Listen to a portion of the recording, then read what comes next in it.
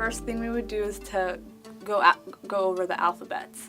And so we had a large poster of the Somali alphabets, and the students would, like in unity, just say the letters one by one. Right after that, they'd have like a word puzzle of the words they did, and they would look for words, help each other, work together, and then correct each other. So there's a lot of, young students working together. During certain hours, I would talk to children, the students, in Vietnamese. And there were some students that were from Vietnam, and they didn't speak any English. So I also worked with them. It was so interesting to see how eager they were to learn. When I did like vocab words, right? I was told just to do 10 maybe. They were like, let's go through the whole thing. And I was just like, there's 300 of them. Let's take it slow. Very cute. Yeah.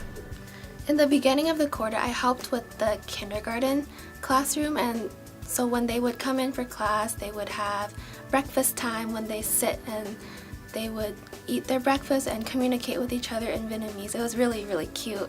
Being part of the program really lets you go back to your roots and lets you have the opportunity to start speaking again.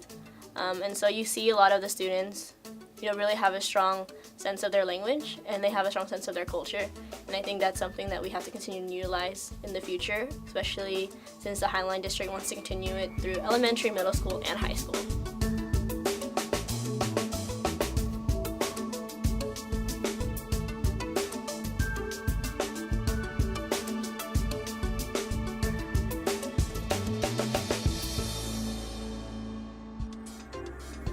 I love my Somali culture. I love being Somali, and I had a recent profound interest in education. There is a need for dual language programs for students, especially at a young age, to feel proud of their culture, of their language, and to learn it. So the Vietnamese language is actually one of the top 5 languages in King County. And because of that, it's really important to continue to utilize that language. And because a lot of immigrants did come to Seattle and to the King County area after the war. And one of the Vietnamese quotes, I guess, that I really stand for is Tiếng Việt Con, Người Việt Con, which means as long as the Vietnamese language is there, the people are there. It's helping me become more active in the pursuit of dual language programs, and I understand how important it is, and representation matters. Absolutely, representation matters.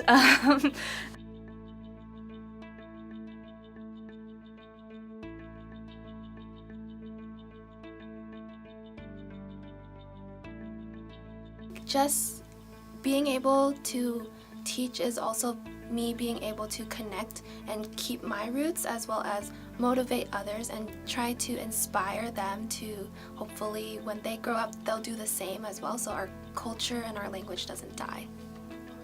It helps kids retain their culture, and language is an essential part of culture. I didn't realize how necessary programs like this are, and this being a part of One City Project's intern program helped me realize how important it is.